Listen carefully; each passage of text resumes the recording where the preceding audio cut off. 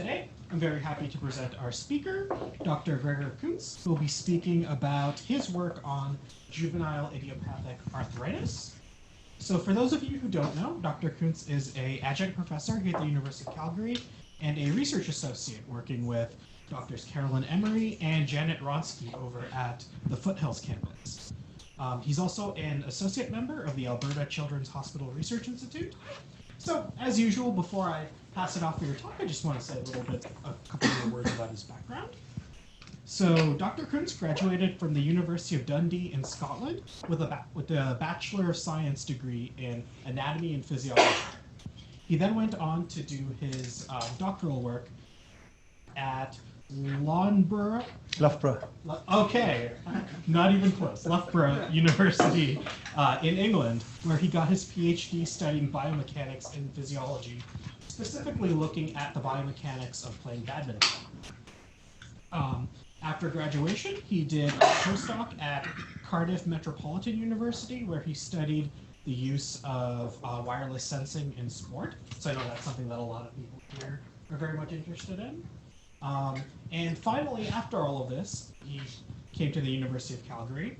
He was originally a postdoc working with Benno, and then after that he worked for Janet Ronsky in her lab, and of course that probably evolved with the position that you have today. So as the title of his talk suggests, he has a lot of research interest in pediatric rehabilitation, specifically the consequences of joint pathology and neurological injury in children and adolescents with juvenile idiopathic arthritis and cerebral palsy. So he's very much interested, especially in the future, of using, exploring more uses of things like machine learning to analyze time series biomechanics data, and his plans for the future is to use techniques like that in order to analyze these data and really translate the knowledge that he's gotten from kind of the stuff that he's going to talk about today to develop and evaluate exercise-based interventions for youths and juveniles with juvenile arthritis. So with all of that said, I think I'll pass it off to you for your talk. Perfect. Thank you very much for the introduction. I do a lot of different things, but for the last 5 years, like you said, I've been splitting my time between, oops, it doesn't hold as well as it should. I've been splitting my time between essentially Foothills Hospital and the Children's Hospital. And my work at Foothills Hospital, I work with Janet Ronsky on the use of biplanar X-ray imaging to understand better the consequences of knee joint injuries and how that leads into the mechanical risk factors around the development and progression of osteoarthritis. And then at the Children's Hospital, I've been brought into the understanding pediatric rehabilitation and specifically the biomechanics around movement disability in children with cerebral palsy. But what I'll be focusing on today is youth with juvenile idiopathic arthritis. So I just wanted to ask as a first question, who here is familiar with juvenile arthritis? Okay, so very few people. That's great, because I got a slide for that. So juvenile idiopathic arthritis is the most common childhood rheumatic disease and affects about 1 in 1,000 children in Canada. It's an umbrella term. So juvenile arthritis is a heterogeneous group of autoimmune and inflammatory diseases that manifest in children before the age of 16, typically around the age of 3. And what it means by heterogeneous is there are different causes for the onset of this. And idiopathic means that we don't know what the specific cause for the development of arthritis is. But there are different pathways that lead to that, and there are different subgroups of juvenile arthritis. And they affect different children in different ways, so that you see different joint involvement depending on which subtype of arthritis is and what the severity of it is. If it is left untreated, it can lead to severe joint deformities and can be a major source of disability. And the primary symptoms of juvenile arthritis are pain, joint swelling, joint stiffness, fever, and swollen lymph nodes. So kind of typical arthritis type symptoms. Fortunately, over the last decade or so, last 10 to 15 years, there have been great advances in the development of pharmacological therapies for juvenile arthritis, particularly the use of biologics and disease-modifying drugs. And so there have been, that level of research has gotten a lot better at identifying what the exact pathways are for different types of arthritis and how they can be intervened with. And so today we're looking at about a 50% probability of achieving remission of medication for youth with arthritis within 5 years of diagnosis. So that means inactive disease for at least 12 months without the use of medication. So that's a big step up from where we used to be. And together with this, what I find interesting is that we've seen now an increase in participation in school sports by patients that are affected by juvenile arthritis. So that's from a study in Germany that looked at the rates of school sports participation in individuals with arthritis between 2010 and 2015. And that's basically where we started our conversation with Dr. Suzanne Benzler, who's a pediatric rheumatologist over at the Children's Hospital.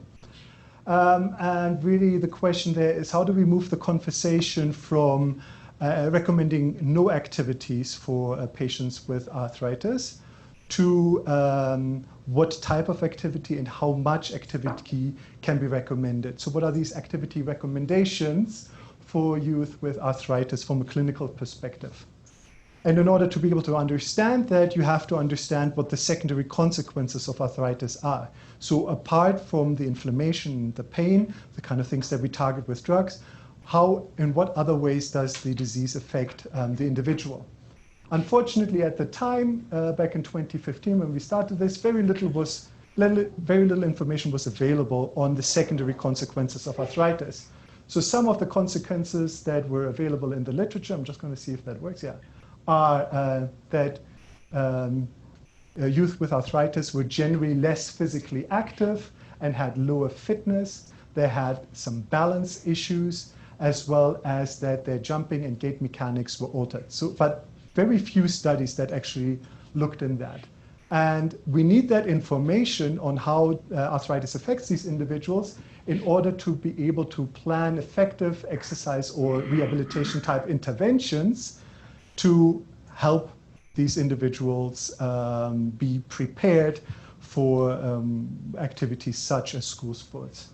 So we did a systematic review to look at the effectiveness and use of exercise interventions in youth, and we found that a lot of them were not necessarily targeting differences, disease-related differences because of a distinct knowledge that there is something going on, but because of an assumption. And a lot of these exercise interventions were not necessarily shown to be effective. And so there was a need to improve this knowledge in order to inform what's happening at this level here. And of course, because we have this lack of knowledge of the secondary consequences of arthritis, we also don't know very much about what kind of risk factors these individuals are exposed to. So by risk factors, I mean risk factors for potentially incurring a joint injury during sports participation. So we have very little information on that. So that basically brought us to this research question around what are the secondary consequences of juvenile arthritis in youth with JIA. And we set out to conduct a study in order to quantify these secondary consequences for a population of youth with arthritis who have a primary knee involvement. Fortunately, so this is in alignment with some of the other research that is being conducted by Carolyn Emery's group on the risk factors around knee joint injury. And it just so happens that the knee joint is also the most commonly involved joint in youth with arthritis.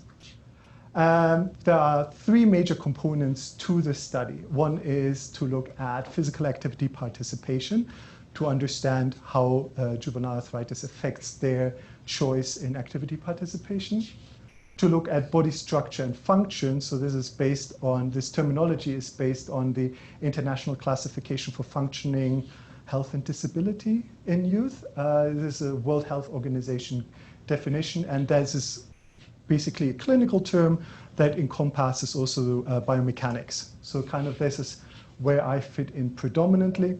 And then we also looked at the psychosocial and socioeconomic burden of juvenile arthritis, but I'm no expert on that, so I won't be talking about it. And I'll be focusing on those two aspects here of our study.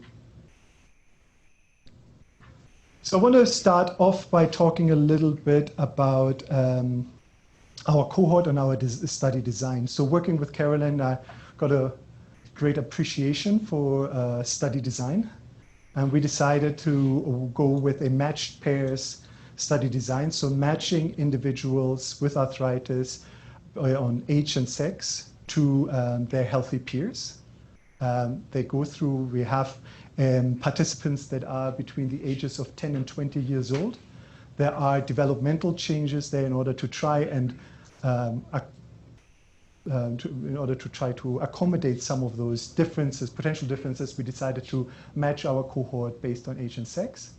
Our inclusion criteria, and we were aiming for 50 participants with juvenile arthritis and 50 age and sex match controls. Our inclusion criteria were knee involvement, active or inactive disease. So juvenile arthritis is a condition that comes in bursts of activity. So you have flare-ups, and then you have remission, then you have flare-ups, and you have remission. So it's it's not a continuous disease, but it comes in these flares. So we were accepting participants who could have either active or inactive disease at the time of testing. But they were all actively seen patients at the Children's Hospital. And there could be no change in medication 3 weeks prior to testing.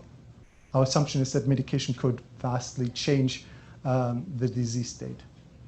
And we had some exclusion criteria as well. We didn't want active ankle joints. We didn't want active ankle involvement, because my assumption was that in combination with the differences that could be due to knee involvement, ankle involvement might create, again, a very different picture. And then also no musculoskeletal injuries within 3 months prior to testing. The basic study outline was that we conducted testing over 2 days, separated by 1 week. On day 1, the participants came into the Gait lab at the Children's Hospital, where they received a physician assessment and a physiotherapist assessment. We got a blood sample from them as well for biomarker analysis. We did movement biomechanics, and I'll talk about the different types of movements that we looked at. We looked at their dynamic balance, and we also looked at their cardiovascular fitness. After that, and after completing a whole bunch of questionnaires, we sent them home with an actigraph. So an actigraph is a body-worn accelerometer that essentially gives you a measure of the amount of physical activity that somebody is exposed to. And the participants were wearing this actigraph for 7 consecutive days, and I'll talk about our assessment of moderate to vigorous physical activity for these participants. And then after that week, they came back to the Faculty of Kinesiology, where they returned the actigraph so the next participant could use it. And we also obtained a DEXA scan for them to look at body composition. But I won't be talking about body composition today. So at the Clay Riddell Movement Assessment Center, we have a 12 camera, which is in the basement of the Children's Hospital. I don't get to see sunlight, but we have a very nice lab. We have a 12 camera optical marker system, same as the Faculty of Kinesiology used to have. It's a motion analysis system. There's a lot of continuity between these different labs. And they also have 4 force plates from the OR6 from AMTI that are arranged in the the middle of a very large walkway. In order to accommodate children with disabilities, it's probably 3 times larger than you would expect it to be. So it's a big rectangle in the middle of the lab with these force plates integrated. The movements that we were interested in were vertical drop jump. The vertical drop jump was performed barefoot.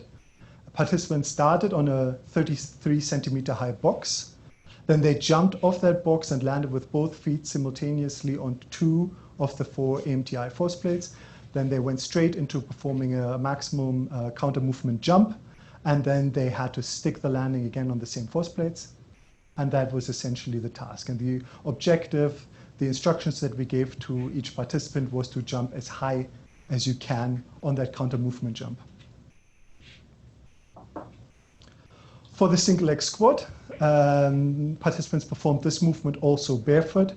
They stood with one leg on one of the force plates. Then they went into 45 degrees of knee flexion. We measured that out with a goniometer, and then we put a string on tripods in front of them so that the front of the knee would touch that string. That was to confirm for them that they have hit their target angle, and then they went straight back into knee extension. They did that 5 times in a row, and we did 3 sets of that. For the walking and running exercises, I'll only be talking about the walking part.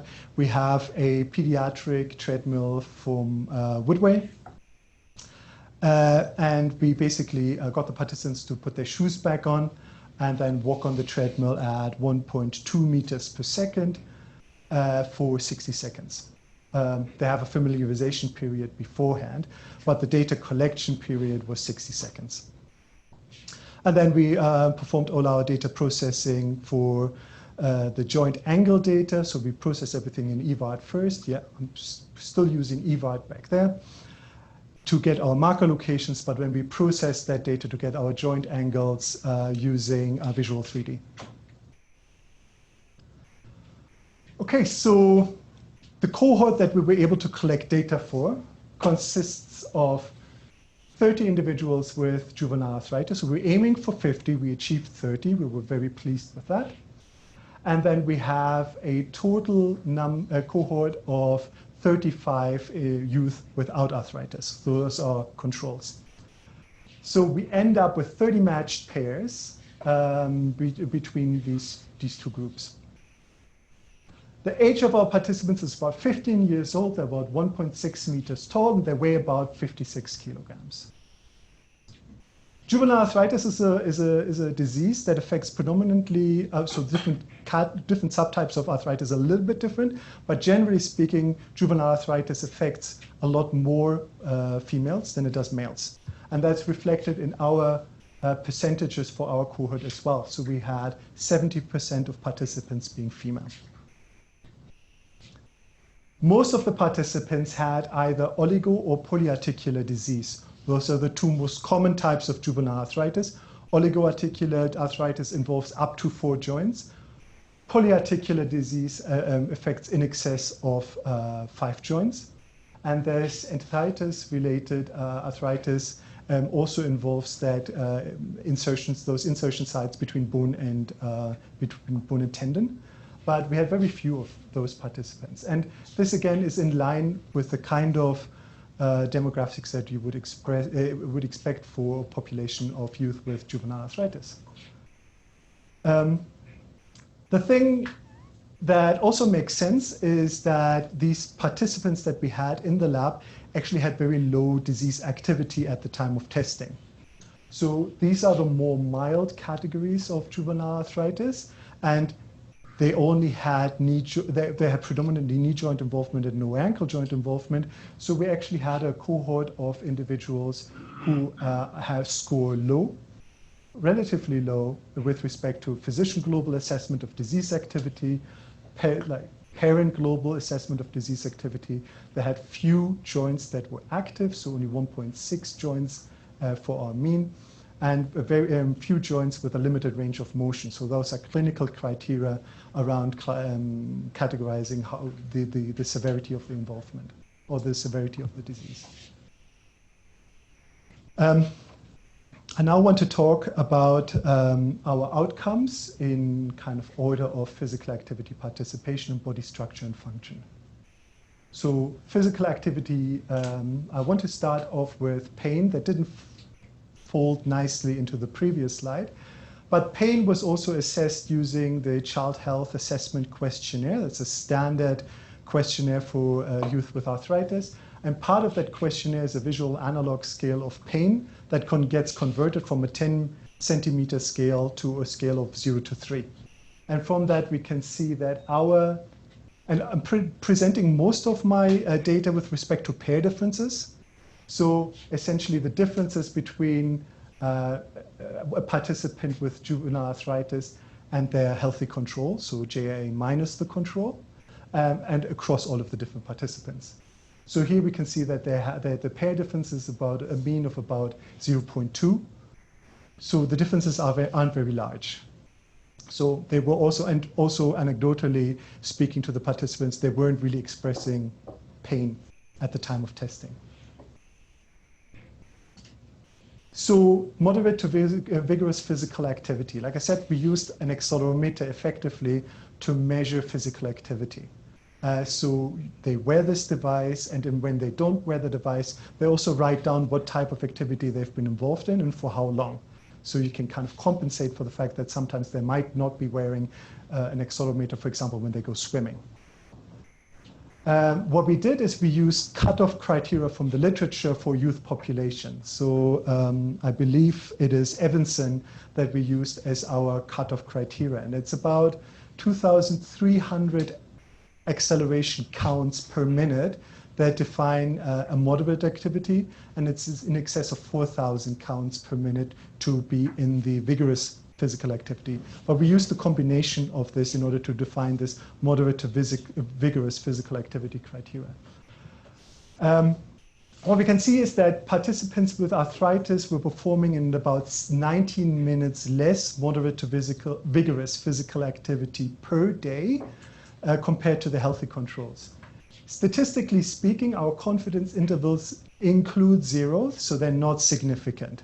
However, we can see that our lower bound here for the confidence interval is skewed into the negative. So that's up to 44 minutes less moderate to vigorous physical activity. So despite the fact that it didn't meet the criteria for being a significant outcome, we can see that there is a clinically meaningful difference here between participants. And that's based on exercise recommendations by the World Health Organization and the Canadian movement guidelines, 24-hour movement guidelines, who recommend at least 60 minutes of moderate to vigorous physical activity per day. And in fact, our cohort, if you look at it from the perspective of how many people achieved that, 70% of the healthy controls achieved that 60-minute guideline, 30% of the kids with arthritis achieved that guideline. So there's a marked discrepancy between these participants. And fortunately, our results also align nicely with previous observations for this type of cohort. So again, this difference of this ratio of 70 to 30 is something that you see in the literature as well. Now let's go into body structure and function. For the analysis of the vertical drop jumps, we decided to look at I decided to look at the 3 highest jumps. So they performed 5 jumps, but in order to really identify what the maximum capacity for this movement was, we decided to look at the maximum performance. And here, the decision around what was the highest jump was based on the flight phase duration of the vertical drop jump. So you go down, you do your landing, and then you jump up, and then how long are you in the air for, based on the acceleration readings from the force plate.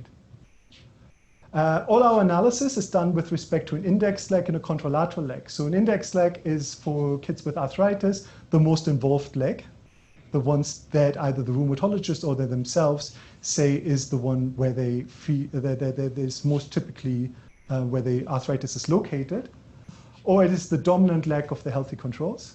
And then the contralateral leg is the non-involved or less involved leg. And it is the non-dominant leg of healthy controls. And dominance here was identified based on what ball do you prefer kicking, what leg do you prefer kicking a ball with. And it was very easy for these participants to identify what their involved and their non-involved leg is. They had no issue telling me which is their most involved leg. The outcomes that we were interested in for the vertical drop jump were their maximum hip, knee, and ankle joint angles. We were also interested in the ground reaction forces of the support phase of the vertical drop jump. And we were interested in the support and flight phase durations of the vertical drop jump as kind of a performance criteria for this movement task. The statistics were based on a multivariate model that we performed in R then for the analysis of the joint angles. So we could treat the combination of joint angles all within the same model. And then we used paired samples t-tests for the outcomes of the ground reaction forces and the support and flight phase durations with a Bonferroni correction to adjust for false discovery rate. The results for the performance of the vertical drop jump. So we have here the phase durations of the vertical drop jump. We have a support phase, which is essentially from the beginning of touching the force plates to the lift off from the force plates. And then we have our flight phase, and then when they're touching the force plates again. So based on those changes in those force measures, we have the support phase durations and the flight phase durations. What we see for these results is that, again, statistically, they're not significantly different from each other because the confidence intervals include 0. However, we can see in the mean for both the support phase and the flight phase that kids with arthritis were performing this movement. There was a 7% difference between youth with arthritis and without arthritis with respect to the total duration of the support phase. So again, these are the differences between pairs. And here we have the differences between pairs. So with respect to how long the total duration was, it's about a 7% difference. But if we look at the confidence intervals here at the low end, it could have been up to an 18% difference between participants. So it's an indication that there was something different about how kids with arthritis performed this movement, and that'll become more obvious when we look at the joint kinematics.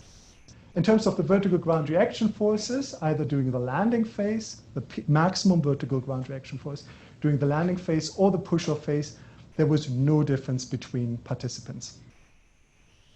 And so here, this is a measure of the vertical ground reaction of the maximum regardless of leg. So it could have been the right leg, could have been the left leg. I was just interested in, is there overall a difference in how these kids were accommodating the movement? And in this case, there wasn't.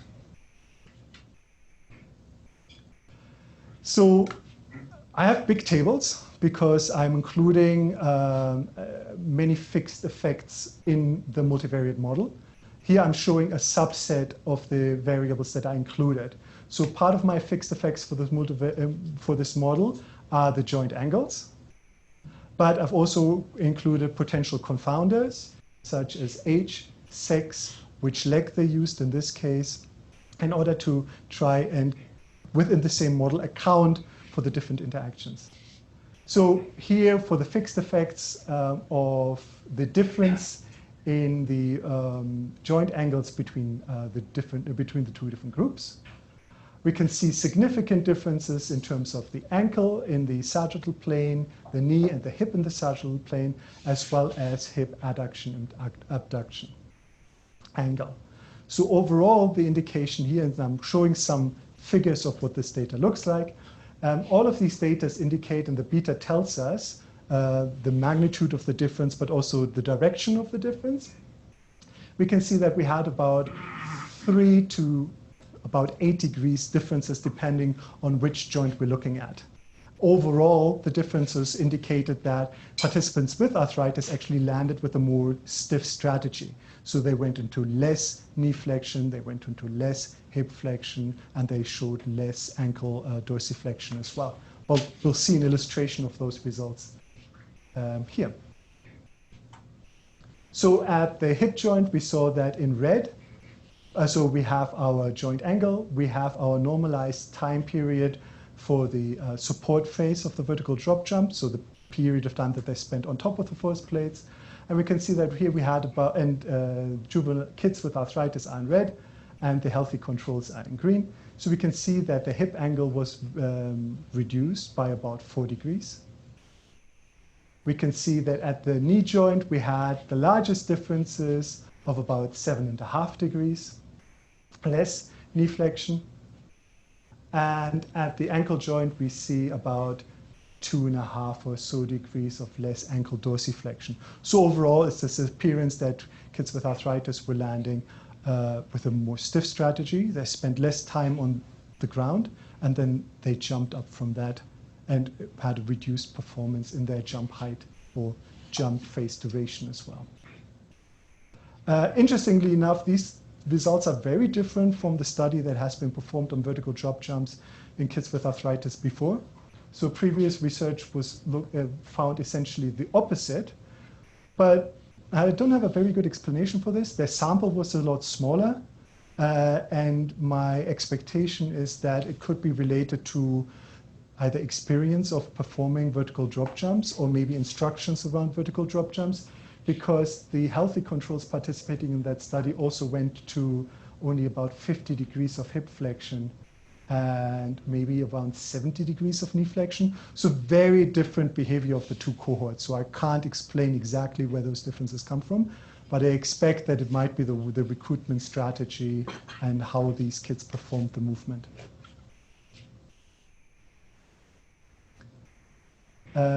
Overall, though, for my interpretation of this data, kids with arthritis don't like jumping. Jumping causes knee pain.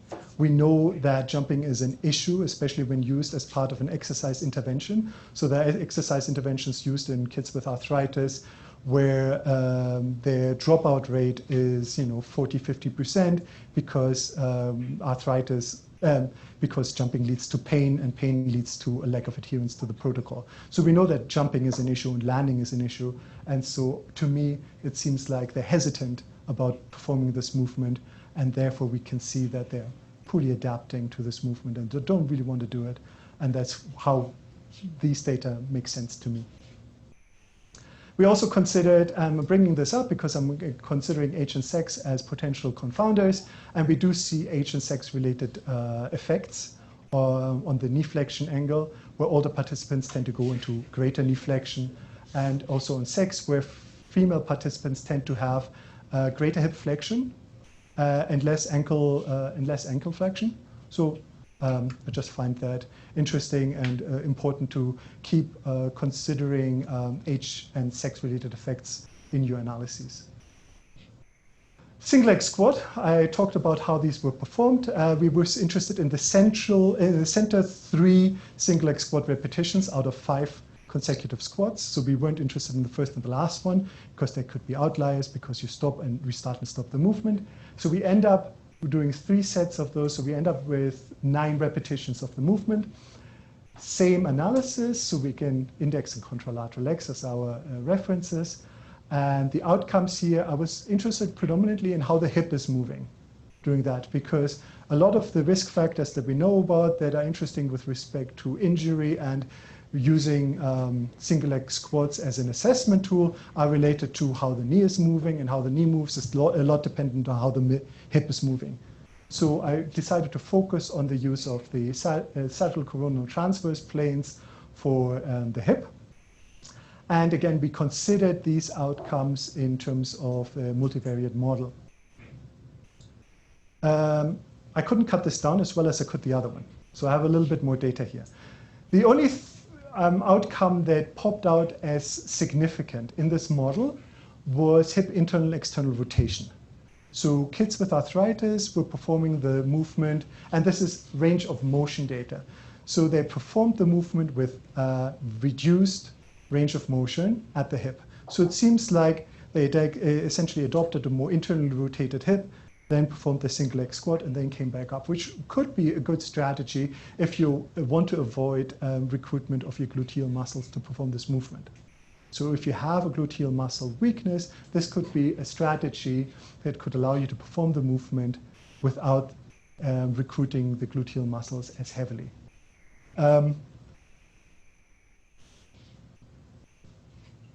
We also considered, again, the effects of sex and So we found significant differences on both sides. As this is the affected side, so again, the index leg, and this is the contralateral leg. We didn't see differences for the contralateral leg. And talking to the physiotherapist, this is exactly what they expect to see clinically as well. concerns with performing this type of movement. This is also a movement they use clinically in terms of the ability to perform this movement on the index leg, the effect affected by arthritis, compared to a relatively normal behavior on the contralateral leg. So the results were lining up nicely. We did observe an effect of sex on both sides, on both legs, for hip flexion extension, and it seemed that female participants were performing the movement with a greater range of motion at the hip, which is in line with what we saw for the vertical drop jumps. And then we gave them a target of 45 degrees. That doesn't mean that all of the participants consistently met that 45 degrees. And so we decided to include the knee flexion angle actually as a potential confounder in these data. And then we saw that, of course, the greater the range of knee flexion, the greater the maximum knee flexion angle, there would be a consequent effect on the hip flexion angle as well as hip adduction and abduction angle. So in order to be stringent about considerations about discrepancies in the performance of the task, these results show that there is an effect, but they also showed that there wasn't a significant effect on hip internal external rotation angle, which was nice. I finally want to talk about the treadmill gait. So like I said, they were wearing their shoes, they were walking on the treadmill for 60 seconds at 1.2 meters per second. And we were interested in mostly the sagittal plane for the hip, knee, and ankle joints. And again, we used the multivariate model. It's a slightly different approach than I used in the other models to look at differences across these outcomes. These are the results, and I apologize for the small size. I cut and paste this one. What we did observe were small but consistent discrepancies or differences with respect to peak hip flexion at initial contact, where participants with arthritis went into greater hip flexion, and they were going into a reduced hip extension. So we'll see that in the joint angles as essentially an offset, a consistent offset between participants. And we also saw differences with respect to peak knee extension angle, which I find is really interesting. So participants with arthritis were going into less knee extension. Clinically, that would be defined as avoiding the close packed position of the knee. So close packed being where the joint is at maximum congruency. And we saw that as a bilateral effect. We also see something in the swing phase here, but that wasn't consistent across the two legs. So I'm focusing kind of on these outcomes. So how does it look? At the end of the swing phase, at the beginning of the stance phase, we can see a small reduction here in terms of the knee extension. We can also see the small reduction here in terms of the knee flexion angle. Oh, actually, slightly greater knee flexion angle during the swing phase for kids with arthritis. Again, healthy controls are in green and the kids with arthritis in red. And I appreciate that it's not the easiest to see it from a distance. But what I didn't consider in my analysis, what would happen at the end of the stance phase, where I actually appear to see the largest differences between individuals. While I didn't consider this statistically because I made some a priori assumptions around what the joint would be doing at different parts of the gait cycle and didn't want to include too many outcomes in my model, it's interesting that this is essentially in line with what happens at initial contact. So again, youth with arthritis avoid knee extension. And it's neat because there's some interesting research that's being done on joint sensitivity. And despite the absence of pain, youth with arthritis have a more sensitive knee joint. So that could indicate that the inflammatory process actually leads to an upregulation of the sensitization of the knee joint, which could be one of the reasons for why they choose to not reduce the amount of compressive force in the knee joint at the end of when they go into full extension.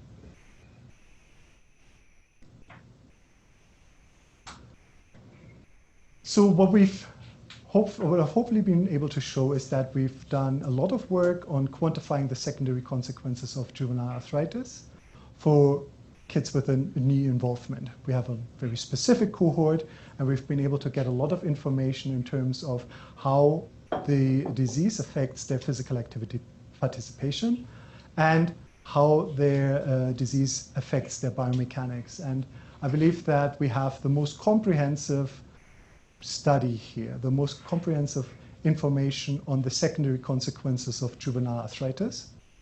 Certainly not aware of any other group that has done as much work in this area as we have. And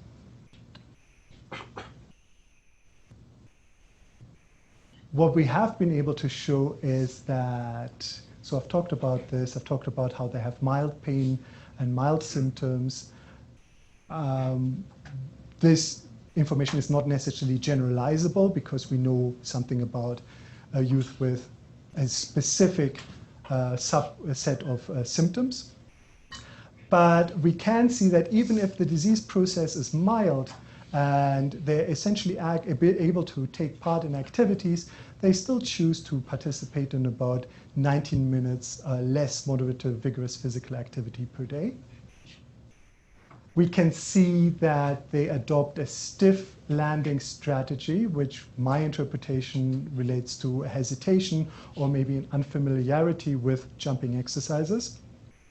But it could also indicate a potential risk factor for incurring a joint injury, which to me is now interesting considering that these youth are starting to participate more so in sports. But there's essentially nothing known about risk factors for injury in kids with arthritis. I think the fact that they're starting to participate in activities is a new thing, and so the research is catching up. We can see that they have altered single leg squat, hip posture, and movement, even if the differences are small, which could be, and I'm not firm on this, but it could be related to weakness or, again, some neuromuscular adaptations that cause them to not innervate their gluteal muscles. We have a knee extension deficit, not flexion deficit, an extension deficit during gait, which could be related to a joint sensitization. And we can see that age and sex influences outcomes across measurement tasks. And like I said, it's, from my perspective, important to keep considering that in our statistical models and in our study design. And then, so for me, the next steps in order to move this research forward are related to knowledge translation. So if it comes down to research-informed guidelines for activity participation, doing more research and trying to understand how to inform return to sport or return to play interventions. So what are the deficits? We have a good understanding of this now, but how do you design an intervention in order to target this, in order to return them to be better adapted or better prepared for return to sport? Risk factors for injury, whether or not this is something that really affects this population. Anecdotally, I know of a few cases where kids with arthritis got themselves injured really easily. Whether or not that's related to their disease state would be really interesting to find out. And like I said, the design of exercise programs that actually target the specific deficits that we've been able to identify, and how that can be applied in the clinical or the community-based setting.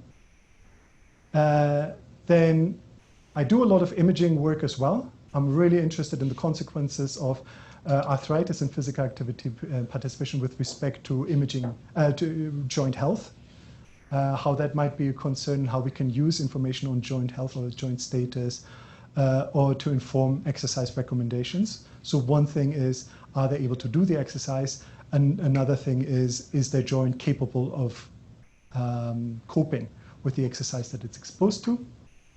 And how that all affects their well-being and quality of life.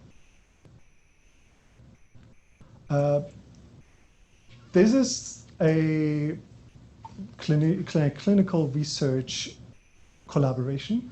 So I have to acknowledge a lot of the rheumatologists and my supervisors, Carolyn and Janet, for enabling me to make this study happen, as well as our MSc student, who was taking the lead on a lot of the recruitment and getting this work done, and the whole team who has contributed to making this a success. And that's the end of my presentation.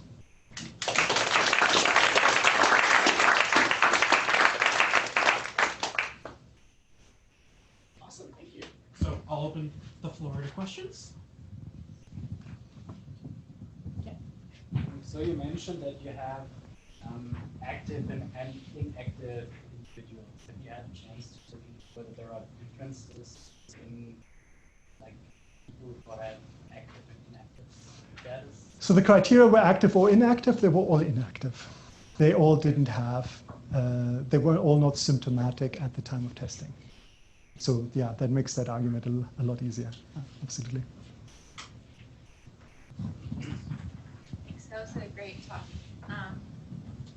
Might have missed it at the beginning, but were you checking their actual full joint range of motion at their hips, knees, and ankles before you tested? Because I think, like, from a clinical perspective, people with these inflammatory arthritis are very hypermobile at their non-involved joints, but very stiff at their involved or previously involved joints. And I just wonder if that explains some of your findings. Yeah, so we tested that using two approaches. Part is the joints with active joints with limited range of motion, which the rheumatologist does. That for sure they didn't score very highly for. Very low scores for joints with active limitations. And then the physiotherapist also did a more detailed assessment. But I have to be honest, I didn't look at the data from that in detail yet. But I know that the participants that we did have in the cohort generally didn't have movement restrictions or substantial movement restrictions. I was wondering if that explains why there was more hip flexion. For example, if you're looking at people with involved knee joints, and we know in general that they tend to be more hypermobile at non-involved joints, and maybe their reduced knee extension was just because that wasn't involved joint to begin with. I'm not sure. That's why we also try to limit the involvement. So we had maybe one participant who had hip involvement. We had no participants with ankle involvement. We had a few participants who had some other joints in the foot involved, or hand and temporomandibular joint.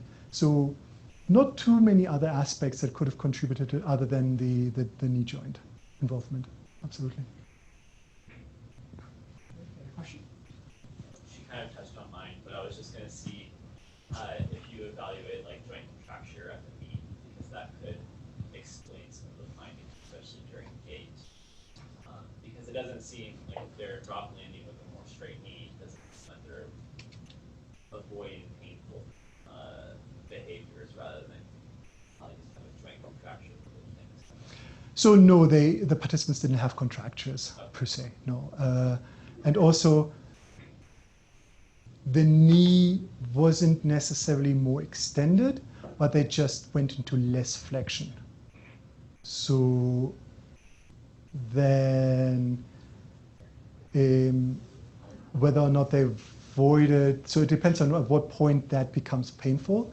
I think the fact that they all landed awkwardly and jumped from that is kind of indication that they modify their landing because they didn't like the sensation of landing in the first place. And I think that aspect of unfamiliarity with the task, I think that's a big component to that. I think what they're primarily doing is adapting to the fact that they don't enjoy doing the task and they're not very familiar with it, because they wouldn't choose to do that in their spare time. Not to the extent that a healthy individual might participate in these kind of jumping and landing activities. When I think about like if I was going to do a counter movement jump and I wanted to kind of maximize my impulse and get as high as I could, I would maybe land a little bit flexed. I would go through sort of a quick range of motion and try to make that counter.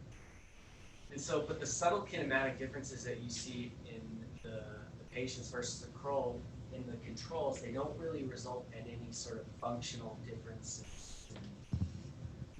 in I guess, support support time or flight time, which sort of dictates how high they jumped, right? So, Well, the so differences they land stiffer. the differences were about 7%, but they were variable, right?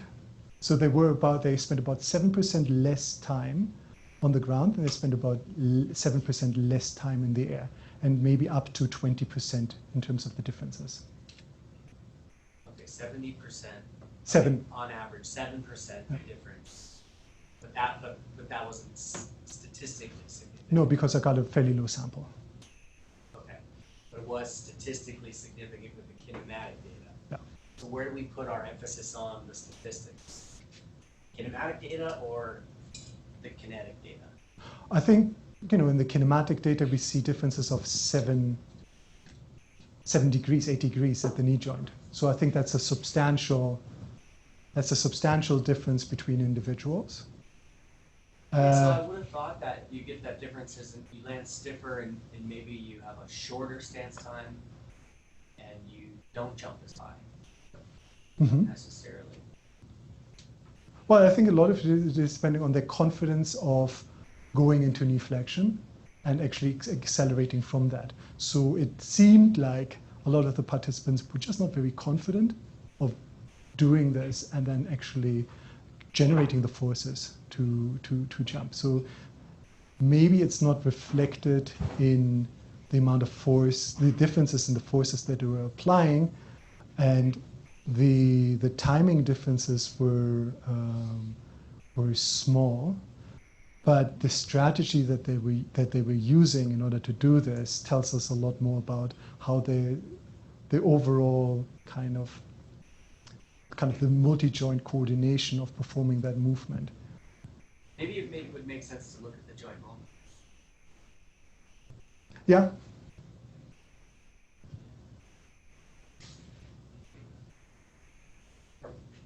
Oh, sorry. Yeah. Any other questions? Yeah, Michael. Greg, do you know what is like the frequency that people go from inactive to inactive? How often that happens? Yeah, and are they this equal duration? No, not at all. So flares can happen sporadically, and the timing of that is really variable between individuals. Some individuals can be disease-free for months and then have a flare-up, or have inactive disease and then have a flare-up. For other individuals, it happens more often. And typically the approach then is to essentially wait until the point where they have a disease flare-up and then hit them with medication and then wait for it to quiet down. And that takes there's a accommodation period where they kind of recover and then they stay stable and then they have another flare-up. So it really, the response is really varied. Are the active periods, like the flare-ups? Yeah, they can't do anything. They have a really swollen knee or they have a really swollen joint, and then they're really incapacitated by it. So they won't be able to take part in activities. They won't take part in sports. They're just inactive.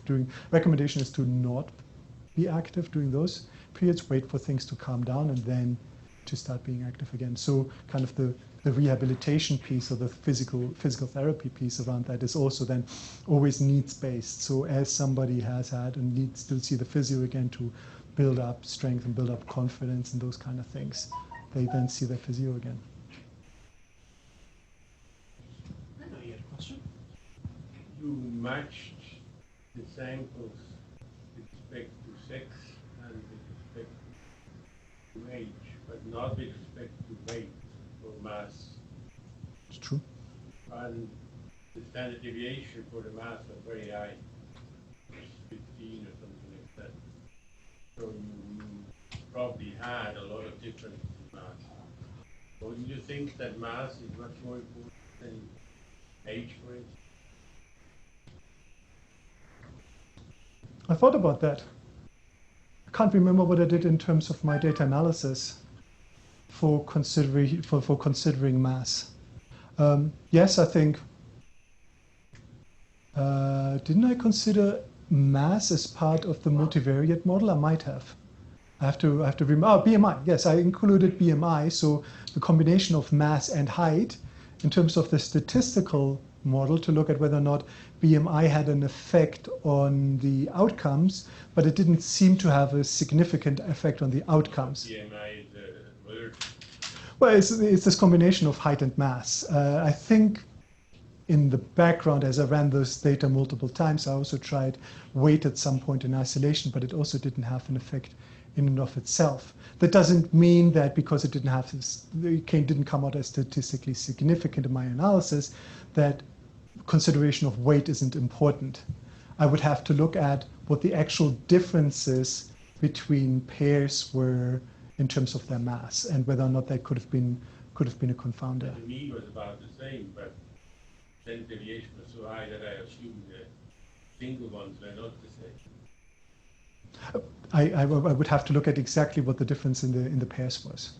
I remember that we had one individual who was quite a lot larger than others, but overall we had a very homogeneous group. There weren't any individuals who were particularly heavy. We just had some individuals that were a lot taller. But then hopefully the fact that we matched on age also actually accommodated some of that. So within a population of kids with arthritis, one of the things is that they don't suffer from obesity.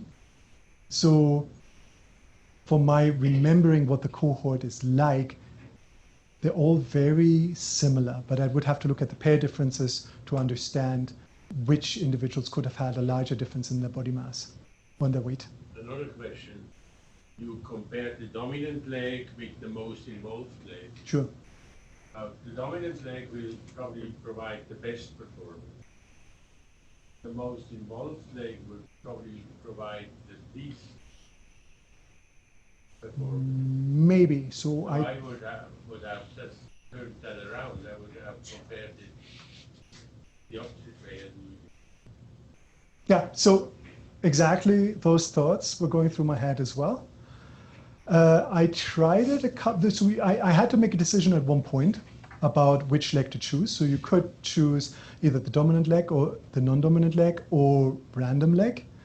The approach that I chose in the end for at least one of the data analyses was to say, okay, I'm going to do this dominant and non-dominant leg matching to make this very repeatable, but then to actually consider the choice of leg as another fixed effect in the model to see whether or not the choice of leg has an effect on the outcomes.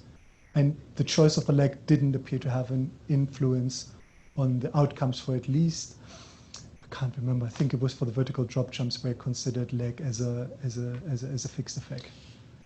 But absolutely, the choice is difficult, but I decided to go with one approach, justify it, and if anybody wants to redo the analysis, they know exactly what I did.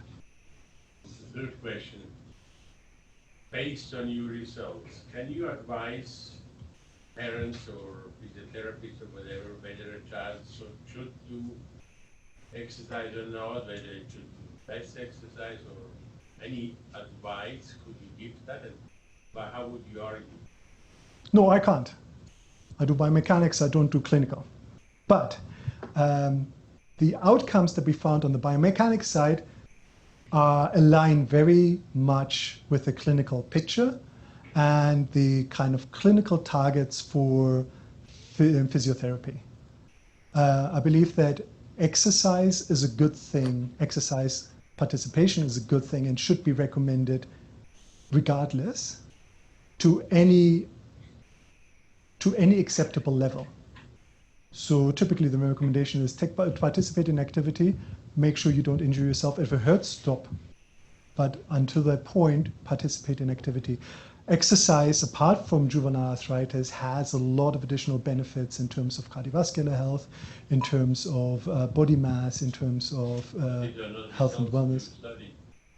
These are not results from my study, but you didn't have to do your study to make that statement.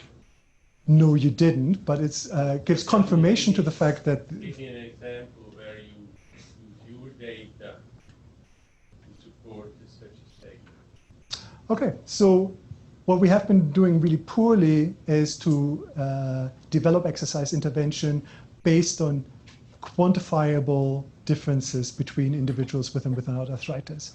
There have been a lot of assumptions around what should be different, and therefore exercise interventions have been designed in order to target those. Now what we have is actually quantifiable data on differences for a certain subgroup of the population. And now we could actually look at whether or not an intervention is effective at mediating those differences or addressing those differences and having an impact. So it's this evidence-informed interventions that we can think about designing now. And this is the next set of conversations that I need to have with the clinicians at the Children's Hospital. I agree with you 100%. I think that the default should be more physical activity, right? And then somebody provide me with more evidence that says that they shouldn't. First thing should be, what should we do? More physical activity, especially what we know today with more physical activity in osteoarthritis and how it reduces pain. Totally. So, But that's not the result of this study. I don't care. The default, I don't think you need science. But I know that you want a result. Okay, here's one based on the results of this study. There's no functional deficits in the ability of a person with juvenile idiopathic osteoarthritis to do a counter movement jump. Therefore, I see no reason why they shouldn't participate to the fullest in physical activity. Counter movement jumps are one of the most.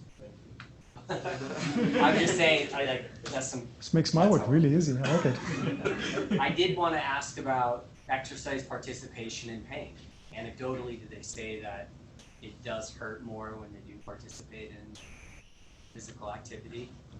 That's a good question. That's a good question. Anecdotally from the participants that I've worked with, if they have pain, they don't do activity. It would be interesting if you could design a study where you force them to when they do have pain. Honestly. That's a difficult one because the pain comes together with joint inflammation, comes together with more severe restrictions, and the disease process it's not a continuous process, right? So they go through these waves of active and inactive disease. So the recommendation is that when you're sore, avoid creating more severe pain. That's why they all choose to not jump. Like in those exercise interventions that target bone density, which to my knowledge isn't really a thing in kids with arthritis, but they still target it with jumping activities, and they get high dropout because none of the participants want to do a jumping activity. So I think the typical physical, at least my wife tells me, my wife is a physio, she tells me that do activity to the point where you can accept it, and then if you can't accept it, don't push yourself further because more pain is going to mean that you're going to be more sore for several days. So then moderate it and then keep being physically active. Just a little bit about the disease. Why does it tend to be localized to one leg or one joint? And then why is the knee the most affected joint? So this isn't a systemic thing. This is systemic. So why does it typically affect just one? No, it doesn't typically affect just one. It typically affects a few joints. It typically doesn't affect the ankle joint, but it typically affects specifically the knee joint, hip joint involvement, particularly temporomandibular involvement, joints of the feet, joints of the hands. It can be anywhere. The spine. Spine is a big one as well. Okay. So when you said the involved, they always knew exactly what their involved leg was. I was thinking that the other because we were targeting participants that had knee joint involvement, which is true for the majority of participants. But there's always one. There's always one side that is worse. It is bilateral. It can be bilateral. We had few participants that were bilateral. We had a lot of them where they had only unilateral involvement. Though the majority were unilateral. On the other hand, these kids are going through this disease when they're going through a growth. So their joints are growing, their bodies are growing. So the set points, as we were saying, for the joints must be not quote unquote normal. So is the idea to design, and their muscles are probably not the same either because it's systemic. Is the idea to design exercise protocol that would accommodate that type rather than just give them exercises that everybody else would do? I don't know that you need to use exercises that everybody else would do as well. I think the risk factors or the potential risk factors or the differences in the biomechanics that we can see for the movements that we're looking at are very much like the kind of differences that you see in populations with joint injuries. So I think the implementation of similar type of protocols for this population might already be a step in the right direction. So that's neuromuscular training together with strength training might already be a step in the right direction in order to address whatever deficits they have before they return to participating in school sports, or making that, it should be implemented across the board in school sports anyway, even for healthy kids. So maybe that would be a kind of a novel avenue to see what the effects are for a population that actually has these specific differences. But when these kids are going through puberty, and there are hormonal effects on joint function and joint integrity and subsets of them, you didn't accommodate that with a female population. In what way? I mean, I addressed it by matching kids that are going through similar phases to each other. That and we see it in the terms of the effect of age. Age has an effect on a number of different biomechanical outcomes.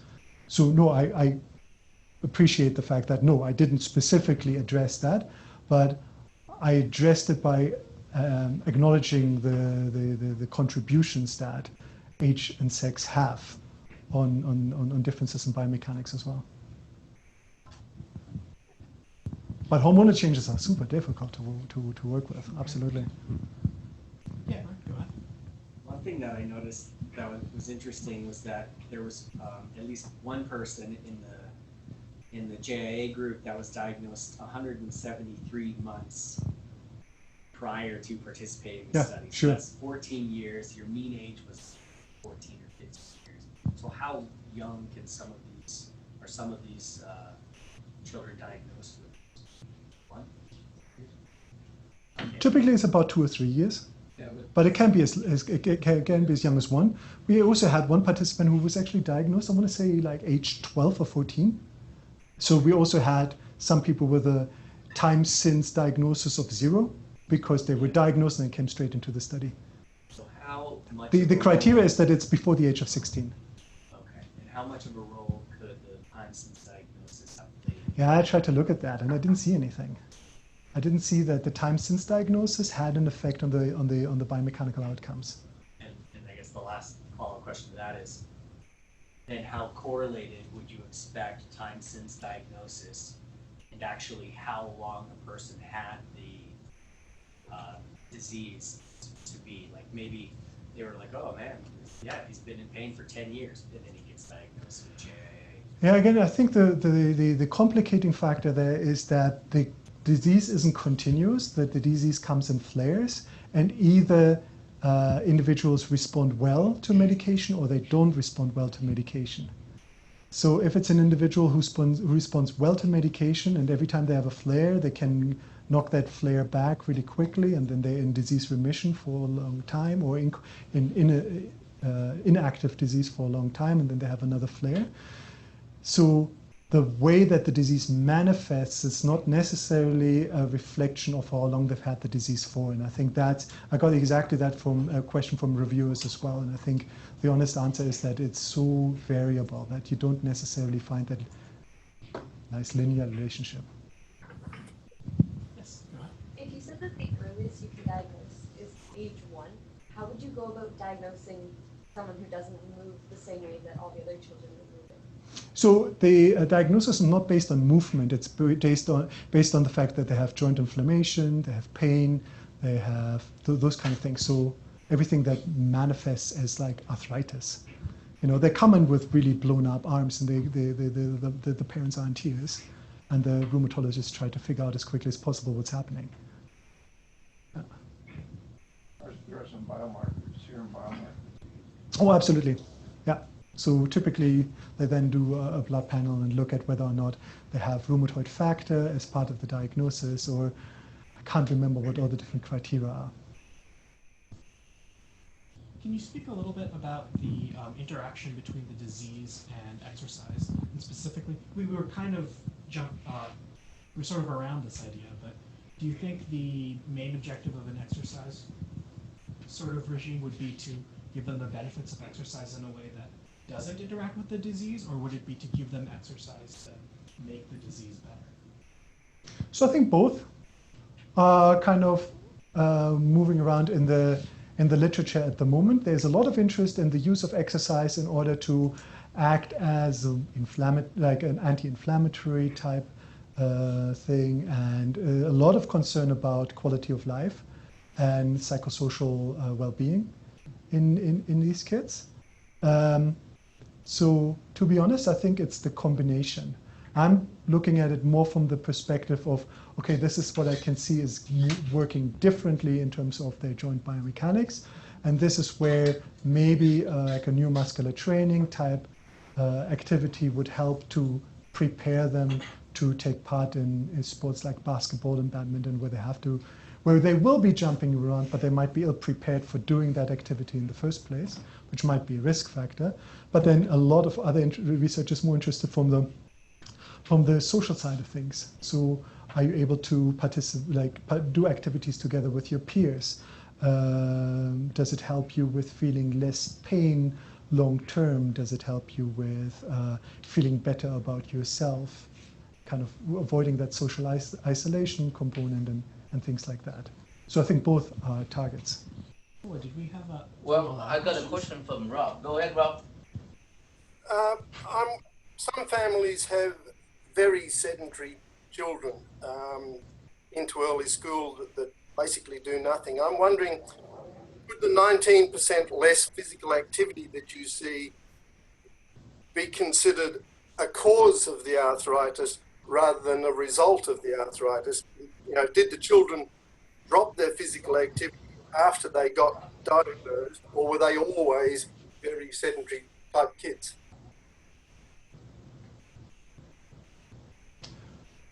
That's a really good question. So we saw 19 minutes of less physical activity.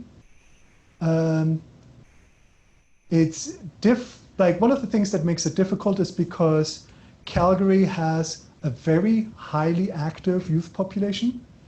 So kids in Calgary take part in a lot of sports, and so they were overachievers in Calgary. So we got about 70, 75 minutes of moderate to vigorous physical activity per day out of the healthy controls. We got a lot less out of the kids with arthritis. I wouldn't say that it's a cause for the arthritis. I think they have had arthritis for a long time. So I think our mean was about 18 months worth of arthritis since the point of diagnosis. And of course, there was a lot of variability around that. But I think they've had arthritis for a lot longer than they would have been involved in sports. So they've had that since a very early age. And I think there are probably two contributors to their reduction in physical activity. One is related to pain and having inflamed joints and having restrictions in that way where they choose to not participate in activities. Another one is a stigma around arthritis where the family is cautious of taking part in activities because they're worried that those activities will cause this disease to be more severe, so that it might cause them to have a disease flare.